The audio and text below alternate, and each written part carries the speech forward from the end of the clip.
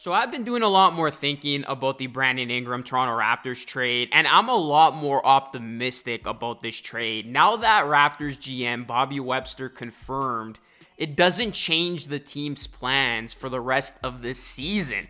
The Raptors still have this upcoming draft on their minds. Scouting these players for a number of years, I think we had identified this year's draft as particularly strong at the top, but also throughout. And so for us, it's, that's the mission number one now is let's go out and travel the world and figure out which of these guys. Takes me back a little bit to the Tampa year when you start to identify Scotty around this time and sort of, how many difference makers do you feel like are in the draft? But no, we feel confident and obviously the lottery balls and lottery gods will determine where we end up. But that's our job to find the players. And that is what I like to hear. If the Raptors work this thing out well and they can secure a top 5 pick, their future looks great. This team would be in prime position of potentially being something special. And in this one, I wanted to talk about why the Raptors, they could secretly be geniuses in this whole thing. Do me a solid, guys. Drop a like on the video, smash that subscribe button, and ring the bell for more content just like this. So one of the drawbacks I had about the Ingram trade was I was confused where the Raptors' heads would be at following this trade. I did not want them to pack it in when it came to trying to tank and all of a sudden try to go for the play-in for the season. But after hearing Bobby Webster speak, it seems like the Brandon Ingram trade is a trade for next season and beyond. And by all indications, it seems like this Raptors team will be ready to compete for the 2025-2026 season with hopefully a top pick, BI in the fold, and the rest of this Raptors team. And I love how in the first public interview of him as a member of the Raptors, he mentioned defense. Just being versatile.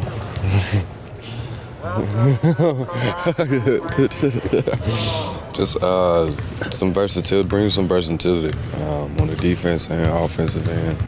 Being able to pass the basketball, being able to score the basketball, and being able to defend, I remember the last time the Raptors had a chill guy with a memorable laugh. That worked out pretty damn well. Let's talk about what Bobby Webster mentioned. Following the trade deadline, even after following the most recent game against the Thunder, the Raptors have the 5th worst record in the reverse standings. They have a 10.5% chance at the number 1 pick and a 42.1% chance at getting into the top 4. For now, the Raptors will be in good shape to lose games. The team has traded away depth pieces in Davion Mitchell, Bruce Brown, and Kelly Olynyk. Also, Ingram isn't expected to be back from his ankle injury anytime soon. At least that is the thinking as of now. There's no definitive timetable for his return. Jakob Poeltl is sidelined. RJ Barrett is in concussion protocol. The Raptors' upcoming schedule is tough because 9 out of the Raptors' next 10 games are against playoff-esque teams. So it will be tough to find wins. Now, the interesting part in all of this is how much time Ingram will miss. He will meet with the Raptors medical staff at some point during this team's current road trip, and that should determine more of a timeline for his return. Now, I'm not banking that the Raptors are going to sit out Ingram for the rest of the season, nor do I think that's a good idea. We will see Ingram at some point because you would imagine the Raptors want to see how he fits alongside Scotty Barnes and the rest of the core.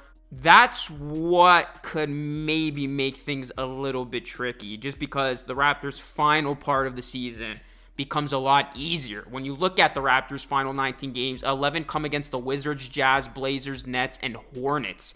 All teams expected to be in the race for the bottom. Therefore, the Raptors are going to have to get creative, right? With resting players, giving guys the night off, and also giving the young players a lot of playing time. And that's something else that Bobby Webster mentioned, that there's going to be more opportunities for the younger players moving forward. So the Raptors, they seem to have a plan in place. Now it's all about execution. And what I'll tell people here who are anti-tank, anti-losing, look, the Raptors just got to be bad for the remainder of the season. There's 29 games left. This is the last we'll ever have to entertain ethical tanking or tanking as a whole if this team does this right.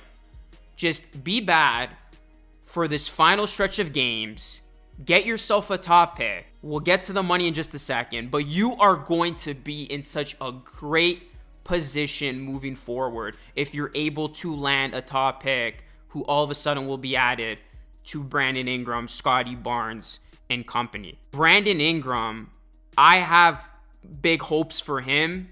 I know injuries are a concern, but look at what Alex McKechnie did with Kawhi Leonard. Hopefully it's this Raptors medical staff that can revive Ingram as he enters the prime of his career.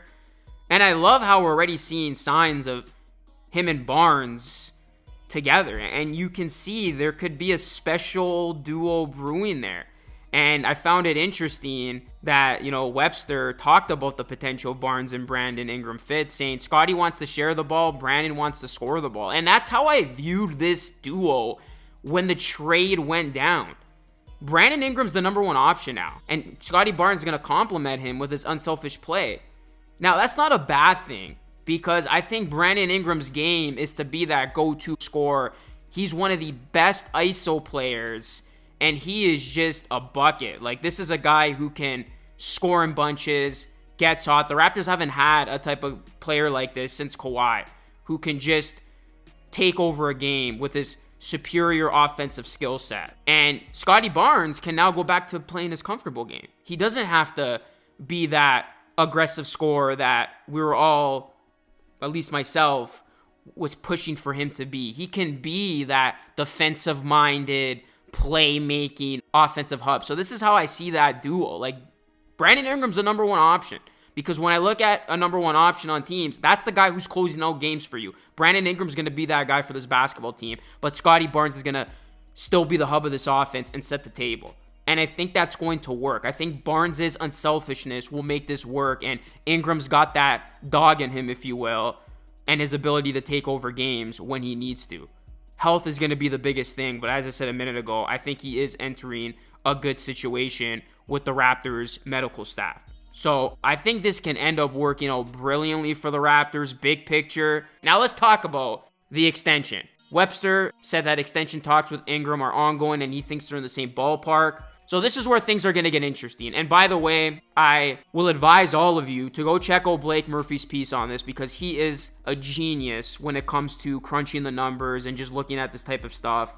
He put out a Raptors post-deadline cap tax and roster breakdown, and it also looks at the offseason. I'm just going to take some tidbits from it in regards to Ingram's next contract. So per Murphy, the Raptors can offer Ingram up to his maximum in free agency, which would start at an estimated $46.4 million and could get to 5 years at $269 million total, or sign an extension right now for up to 3 years and $144 million. Now, as Murphy points out, those are his maximums, not projections. Now, what's going to be big about this is whether Ingram, ends up with a contract that starts at $35 million or one that starts at $45 million, or, in between that. That's going to really change things and maneuver things on how the Raptors operate. And Murphy points out that if the Raptors land the number one pick, which would be awesome, it will cost an estimated $13.8 million. And if they fall to number 10, it will be estimated $6.1 million. At that point, you're going to have only about $39 million for Ingram and your final 3 roster spots. And if you do get the number one pick, let's just say landing Cooper Flag, that would leave the Raptors with just an estimated $34.9 million for Ingram and their final 3 spots. So that's going to put him in a crunch. And as Murphy highlighted, there are ways to make it work. If Ingram agrees to a team-friendly deal, that goes a very long way in all this. But let's just say it is going to be, an expensive contract. The Raptors, they could end up just spending into the tax. And Bobby Webster didn't seem too stressed when that question was brought up at his media presser about potentially going into the tax. And the Raptors, they are now considered a big market team. But what is interesting is they've only ever spent into the tax, as Murphy mentioned, in 2018, 2019. Now, what was so special about that team? That team went on to win the championship.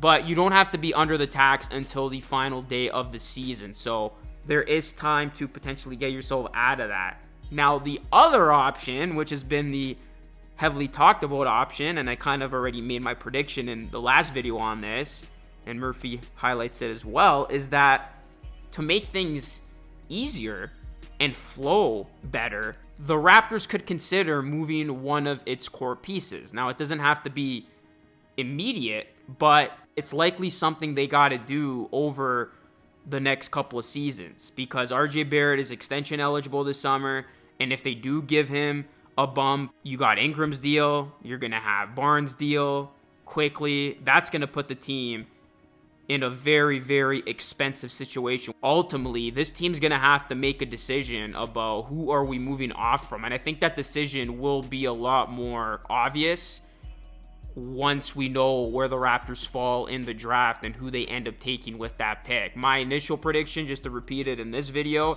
is RJ Barrett. I think it's a redundant fit with him there. When you got already B.I. and Scotty, you don't need all three of them. So I think RJ is going to end up being the odd man out. They'll make the money work. I believe the Raptors got a plan. They know what they're doing at this point, especially if they make this trade. They got to feel super, super confident that they are going to re-sign Ingram. Not worried about that. It's just going to be about the long-term outlook and the money. But in terms of where this team stands, if the Raptors have this upcoming draft top of mind, which is what Bobby Webster said, this team might end up looking very, very promising in the grand scheme of things. So we'll see how this team plays it out the rest of the season, how many more games they can lose. And it's officially tank watch, guys. It's going to be full tank ahead, because it's not about this season. It never was. Now it's all about next season.